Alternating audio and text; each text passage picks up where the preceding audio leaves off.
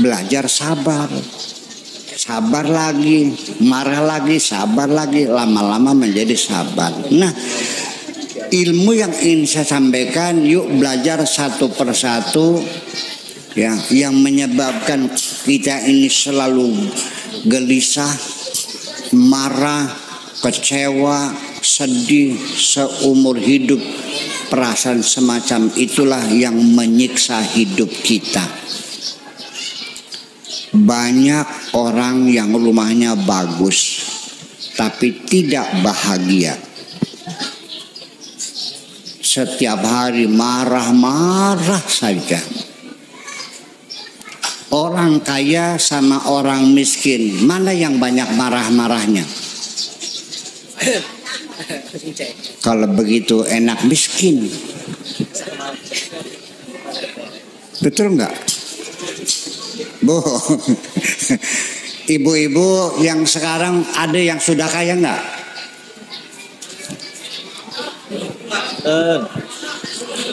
Dulu ada nggak yang pernah miskin? Pernah. Coba dibandingkan banyak mana marahnya ketika miskin dan sekarang setelah kaya.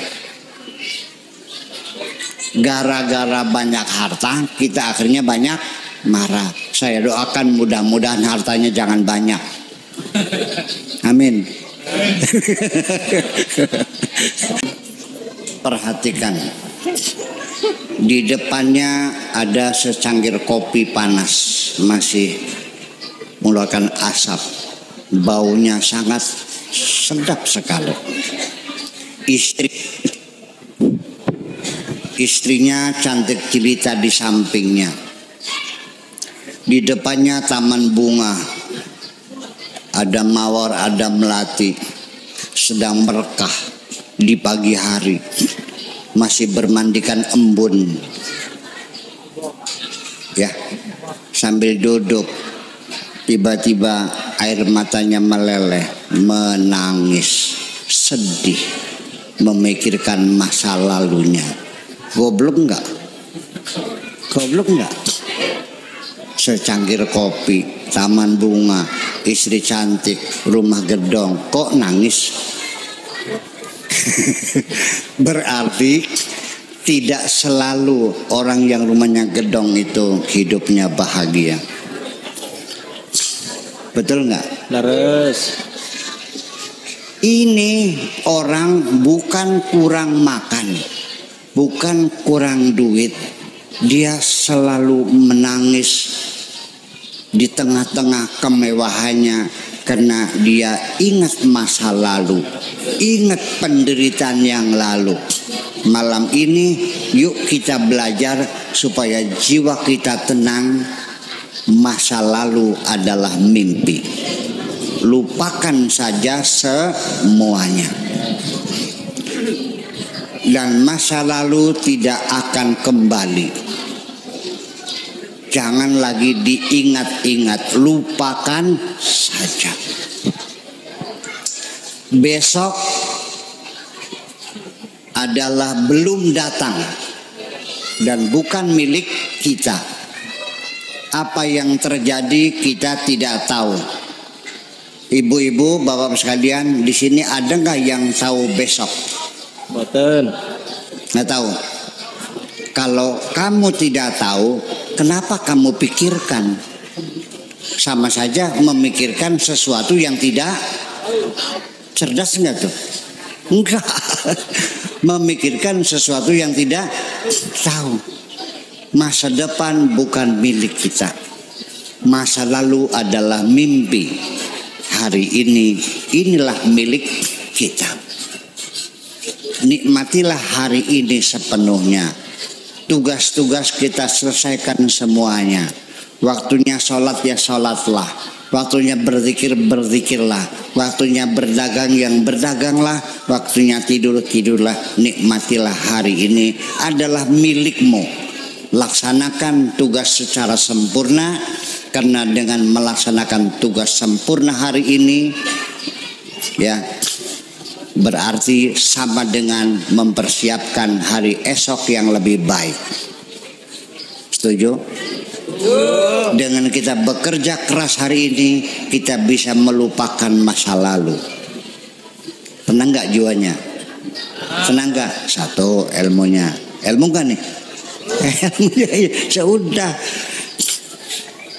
Yang sering mengganggu kita adalah zuhurnya jam berapa Pak? Jam 12. Oke, 10 menit lagi ya. Hah? Jam 3. Yang sering mengganggu kita adalah kekecewaan, kesedihan,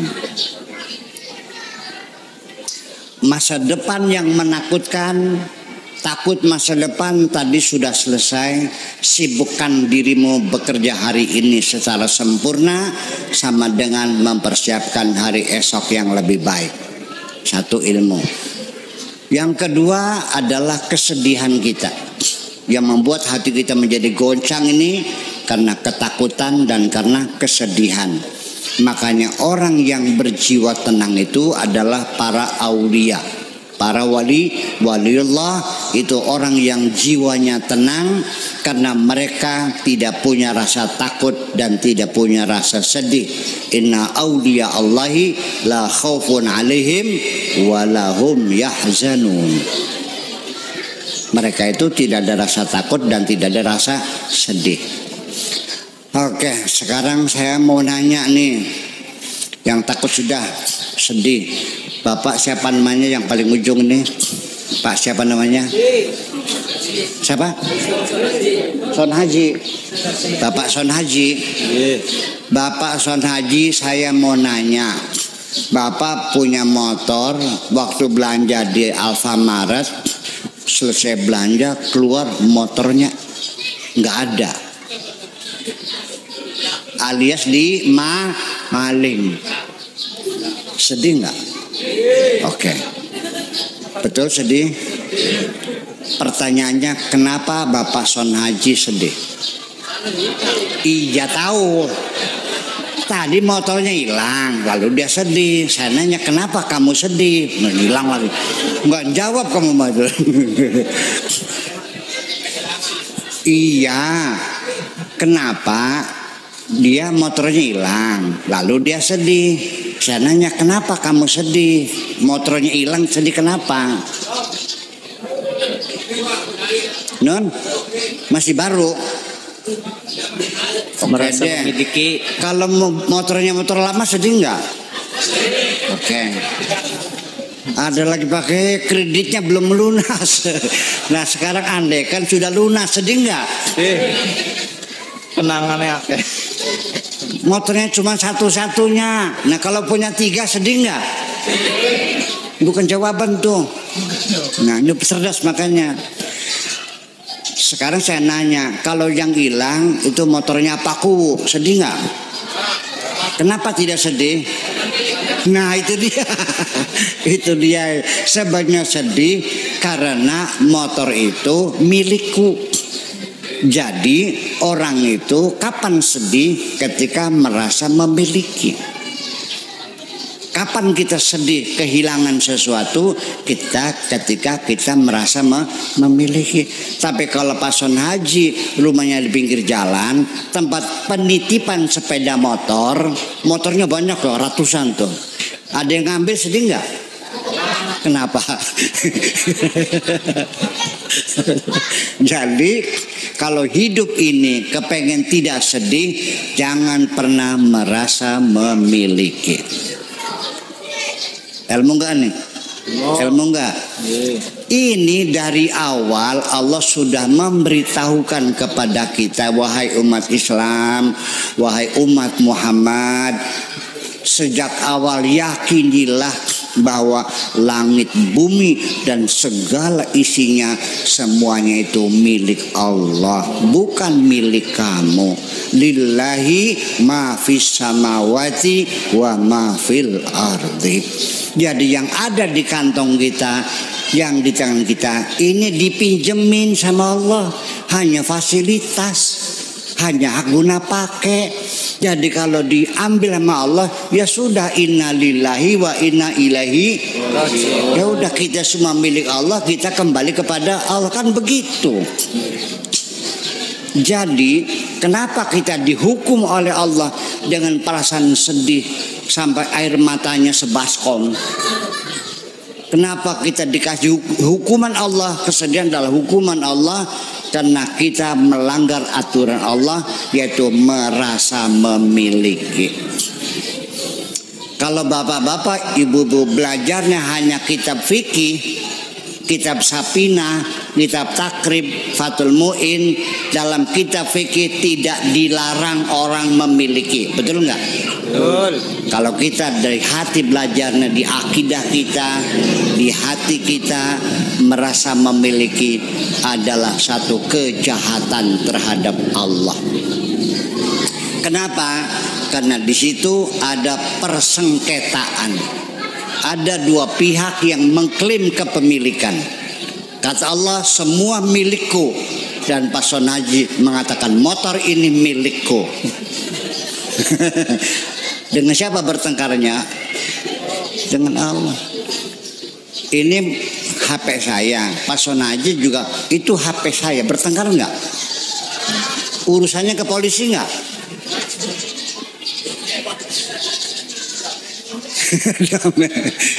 Jadi sejak kita merasa memiliki, kita sudah mulai dalam pertarungan melawan Allah, rebutan kepemilikan. Betul nggak? Ada orang beli tanah, ya, tetapi ternyata ketika akan dibangun ada yang melarang. Ini tanah saya, sertifikatnya ada. Dia juga ada double sertifikat. Pernah ada nggak di sini? Bertengkar nggak? Masing-masing merasa memiliki. Maka kita ini ketika merasa memiliki, kita sudah siap bertengkar dengan Allah, dan kita dihukum oleh Allah. Hidup kita tidak pernah damai.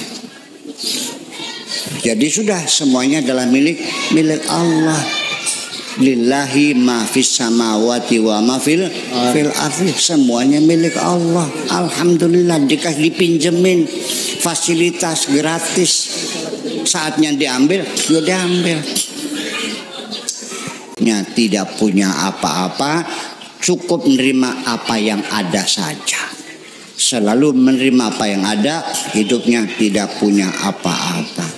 Ternyata semakin kita punya harta banyak, kita semakin banyak sedih.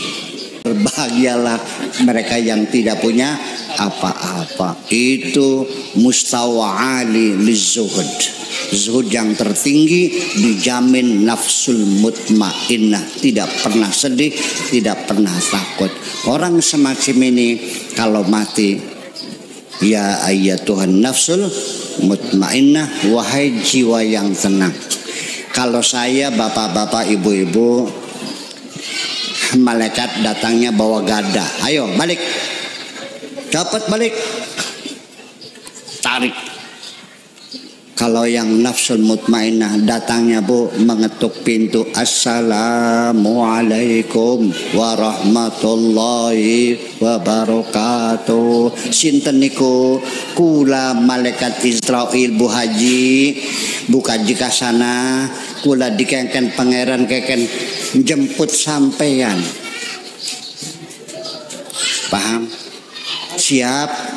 Ya Allah, malaikat, sudah terlalu lama aku rindu menantikan jemputanmu. Kenapa baru sekarang? Ya habis baru disuruh sih, katanya gitu. Ya ayyatuhan nafsul mutmainnah, wahai jiwa yang tenang, irji'i ila rabbika. Yuk kita pulang kepada Tuhan kita. Radiyab dan mardiyah, kamunya seneng, Allah juga seneng. Siap bangga. Dibuka kendaraannya, wadkhuli fi ibadi, yuk masuk bareng-bareng bersama hamba Allah. Wus, berangkat. Begitu sampai dibuka pintu, wadkhuli jannati, monggo diaturi melebet. Enak gak? Pengen begitu enggak? Jangan berikan kesempatan hatimu goncang oleh apapun. Yang tenang dan yang tenang. Amin.